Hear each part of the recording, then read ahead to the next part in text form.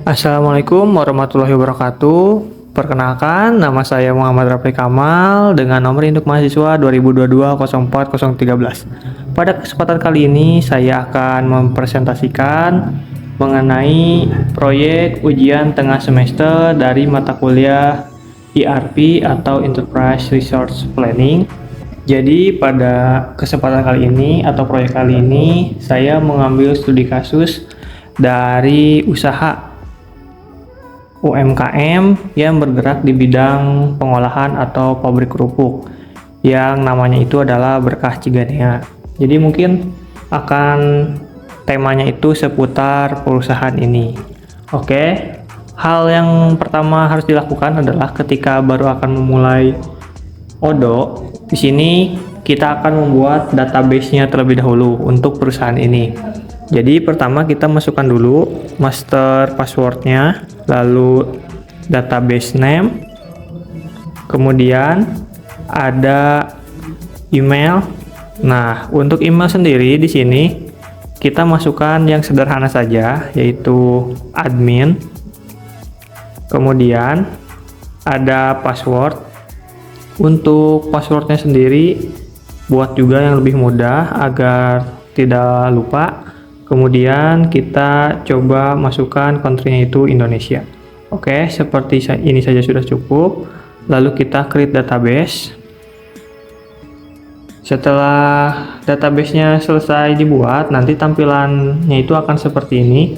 Akan muncul database dengan nama yang sudah dibuat sebelumnya. Kemudian kita tinggal login saja dengan akun email dan password yang sudah dibuat tadi.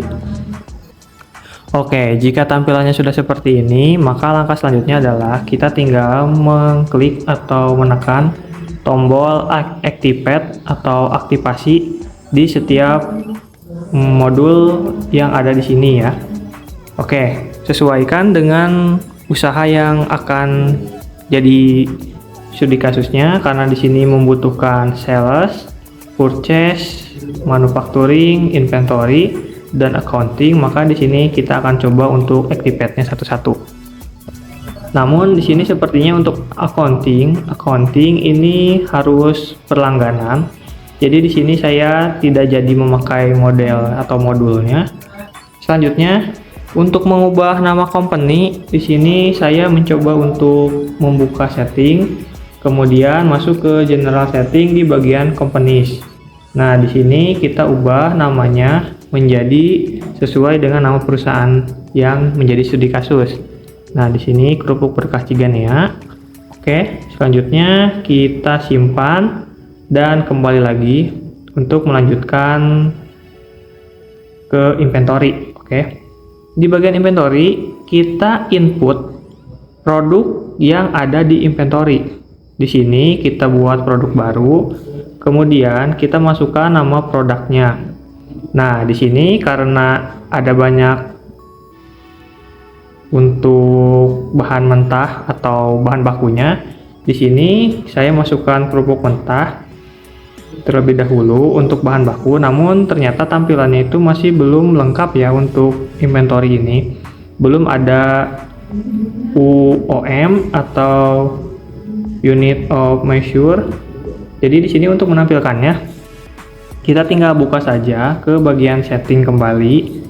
Kemudian di bagian ini kita pilih yang namanya inventory. Nah, di bagian inventory ini kita scroll dan pilih atau checklist di bagian unit of measure dan kita simpan. Oke, selanjutnya setelah itu kita kembali lagi ke bagian inventory yang tadi untuk menambahkan produk. Dan kita lihat di bagian kerupuk mentah ini, dan sudah terlihat ya di sini untuk UOM atau unit of measure-nya sudah muncul. Jadi kita tinggal setting saja sesuai dengan kebutuhan. Oke, ini untuk kerupuk mentah. Karena ini adalah bahan baku, jadi kita mengubah produk kategorinya menjadi bahan baku. Dan untuk cost-nya itu disesuaikan dengan harga dari bahan tersebut ya. Di sini 10.000. Oke, selanjutnya mungkin kita tinggal tambahkan saja gambar dari kerupuk mentahnya. Kita tambahkan gambar kerupuknya. Nah, seperti ini. Kemudian setelah itu kita simpan dan tambahkan produk baru. Selanjutnya, jika ingin menambahkan produk baru, maka kita klik new pada inventory-nya, kemudian kita masukkan nama dan kelengkapan atau detail dari produk selanjutnya. Begitu terus dilakukan untuk bahan bakunya. Disesuaikan untuk harga, WOM, dan kategorinya. Seperti itu. Selanjutnya kita tambahkan produk yang akan dijual. Yang menjadi perbedaan antara produk bahan baku dengan produk yang akan dijual adalah di bagian ini. Yang menjadi perbedaannya ada di sini. Jika produk yang akan dijual itu kita checklist di bagian can be sold. Namun jika untuk bahan baku kita checklist hanya di bagian can be purchased. Mungkin seperti itu untuk perbedaannya. Kemudian kita lengkapi detailnya beserta gambarnya juga untuk bahan produk yang akan dijual. Jika seluruh produk, bahan baku, dan produk yang akan dijualnya itu sudah ditambahkan, maka langkah selanjutnya mungkin kita bisa lanjut ke bagian manufacturing untuk mengukur sebagaimana jumlah atau kebutuhan setiap bahan baku di produk yang akan dijual. Di situ kita bisa menyesuaikannya di bagian BOM ya. Pengaturannya ada di manufacturing, kemudian di produk, dan pilih bills of materials.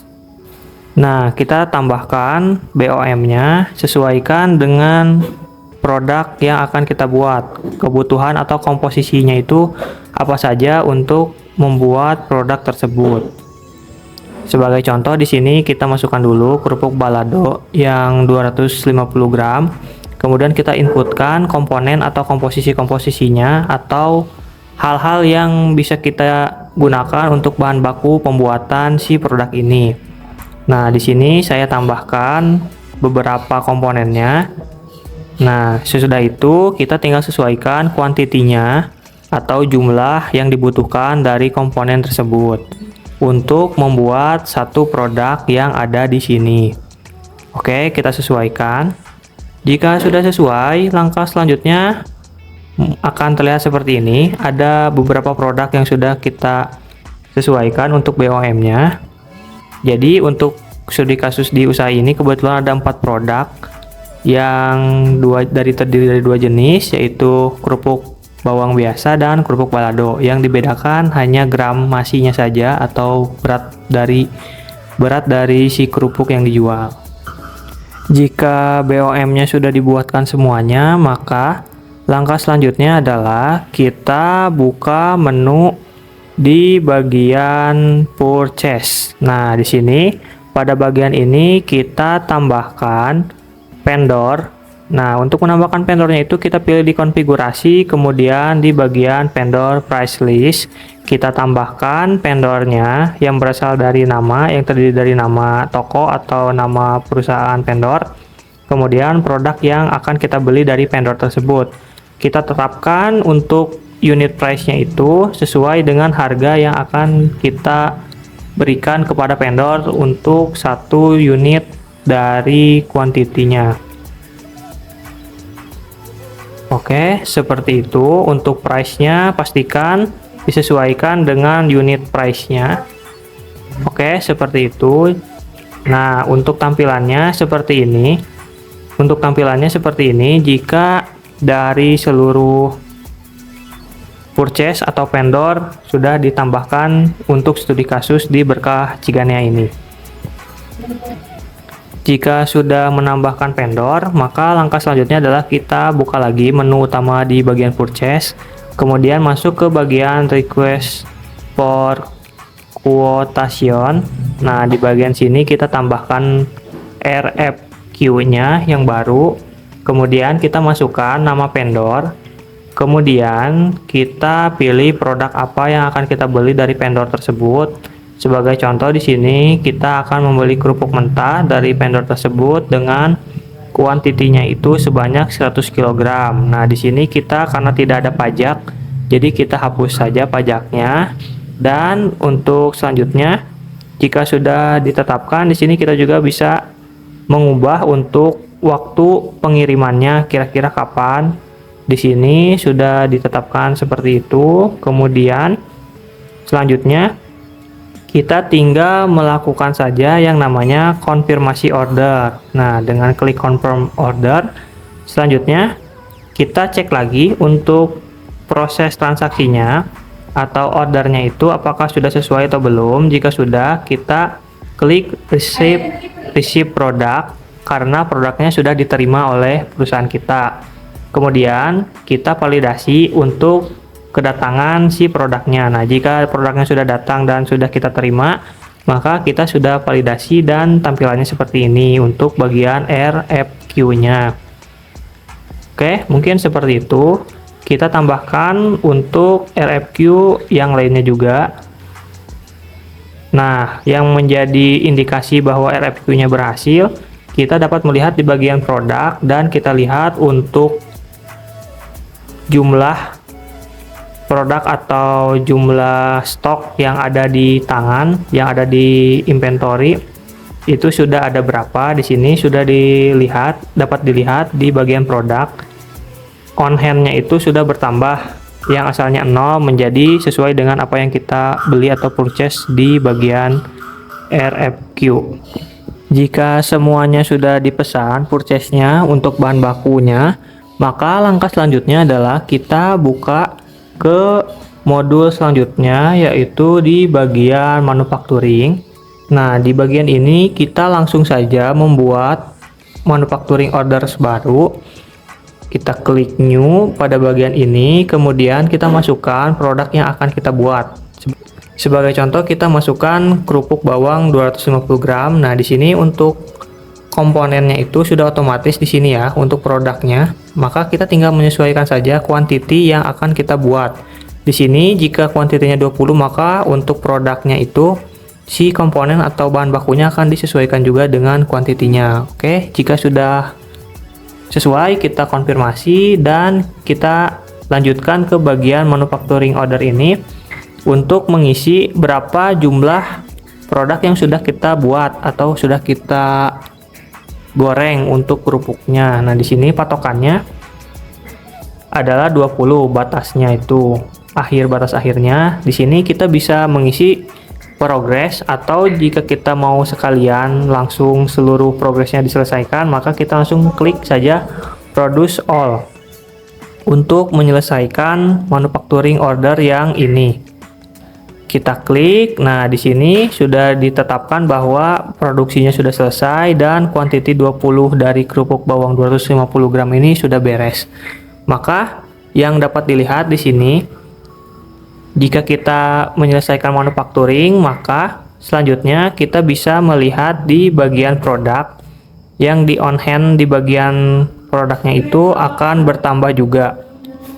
Nah, di sini sebagai contoh dapat dilihat untuk kerupuk-kerupuknya itu on hand yang asalnya 0 bertambah menjadi sesuai dengan yang tadi dibuat di bagian manufacturing. Jika jumlah pembuatan produksinya itu sudah dirasa cukup, maka langkah selanjutnya adalah kita buka model berikutnya, yaitu sales atau sales. Nah, di bagian ini kita harus mendaftarkan dulu siapa yang akan membeli produk kita. Bagaimana caranya? Yaitu dengan cara menambah customer baru terlebih dahulu. Caranya itu adalah kita buka di bagian sales. Di bagian sales kita pilih orders, kemudian kita pilih customer dan kita klik new pada tombol new customer untuk menambahkan customer baru atau orang yang akan membeli produk kita. Nah, di sini karena customernya itu adalah perusahaan juga atau sebuah usaha juga, maka kita bisa memasukkannya sebagai company dan menambahkan nama dari warung. Nah, karena di sini kebetulan adalah warung makan dari Bang Rahmat, jadi di sini namanya itu warung makan Rahmat. Kemudian kalian bisa melengkapi untuk detail customernya, namun di sini saya hanya melengkapi bagian jalan, nama jalannya saja. Oke, jika customernya sudah dibuat dan ditetapkan siapa-siapanya, maka Langkah selanjutnya adalah kita tinggal save saja untuk customernya. Selanjutnya dapat dilihat di sini saya sudah membuat 2 customer baru. Listnya itu yaitu warung kelontong Bu Ade dan juga warung makan Rahmat. Oke, selanjutnya jika sudah ditentukan customernya, maka langkah selanjutnya adalah kita buka untuk penjualan atau transaksi penjualannya itu. Dimana caranya itu adalah kita klik order, lalu klik yang namanya new quotation. Nah, di sini kita tentukan siapa customernya, kemudian dia itu atau customer itu beli produk yang mana. Nah, di sini saya tentukan beberapa produk. Di antaranya itu adalah kerupuk balado 250 gram dengan kerupuk bawang 250 gram. Kita tinggal sesuaikan saja untuk kuantitinya. Si customer ini mau belinya berapa banyak. Jika sudah ditentukan untuk kuantitinya, maka harganya juga akan menyesuaikan. Nah, di sini juga kita bisa menentukan untuk pembayarannya. Karena pembayarannya itu adalah cash dan akan langsung dibayar tunai segera mungkin, maka di sini untuk payment termnya itu kita pilih immediate payment, kemudian kita konfirmasi dengan klik confirm. Selanjutnya jika sudah dikonfirmasi, maka tampilannya akan seperti ini, berubah. Kemudian kita boleh langsung create invoice saja, dan jika tidak ada DP pada pembayaran, kita pilih regular yang invoice. Selanjutnya, jika sudah dibuat invoice-nya, maka kita tinggal konfirmasi saja untuk penjualannya. Nah, untuk penjualannya di sini sudah berhasil dilakukan. Cara untuk mengubah statusnya menjadi berhasil dibayar, caranya itu adalah kita klik tombol register payment pada bagian ini. Kemudian kita pilih untuk transaksinya itu cash atau melalui bank. Kemudian kita pilih untuk payment methodnya manual karena cashnya itu manual, lalu kita langsung create payment saja. Nah, jika sudah ada page paid seperti ini, maka sudah diindikasikan bahwa transaksi sudah selesai dan pembayaran sudah tercatat. Mungkin seperti itu untuk penjelasan mengenai rangkaian alur dari usaha kerupuk berkas Cigania ini. Maka terima kasih banyak atas perhatiannya. Mohon maaf apabila ada kesalahan. Wabillahi taufiq wal hidayah. Wassalamualaikum warahmatullahi wabarakatuh.